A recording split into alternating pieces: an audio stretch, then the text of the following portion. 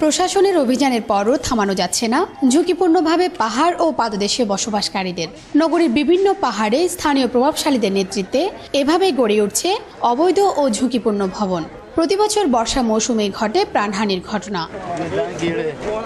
কম ভাড়ায় বসবাসের বন্দোবস্ত হওয়ায় স্বল্প ও নিম্নয়ের মানুষই মূলত এসব পাহাড়ের বাসিন্দা।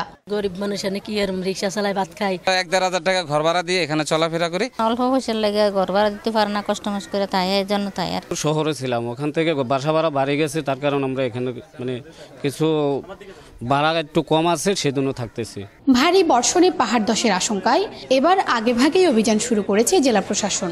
মঙ্গলবার সকালে নির্বাহী ম্যাজিস্ট্রেট আসিয়া খাতুনের নেতৃত্বে এই অভিযান পরিচালিত হয়। এ সময় মাইকিংয়ের মাধ্যমে ঝুঁকিপূর্ণভাবে বসবাসরতদের সরে যাওয়ার নির্দেশ দেওয়া হয়। বিচ্ছিন্ন করা হয় পানি, গ্যাস, বিদ্যুৎ লাইন। বর্ষা মৌসুম শুরু হওয়ার আগে তাদের এই ঝুঁকিপূর্ণ অবস্থান থেকে তাদেরকে সরে যাওয়ার জন্য নির্দেশনা প্রদান করছি। অবৈধভাবে যে সার্ভিসগুলো পেয়ে থাকেন সেই সার্ভিসগুলো আমরা সংযোগ বিচ্ছিন্ন করছি।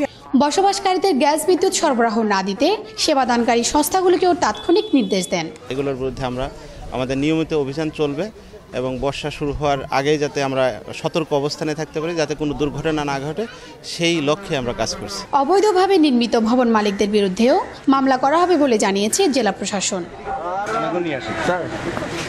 শিউলি শবনম, 21 টেলিভিশন, চট্টগ্রাম।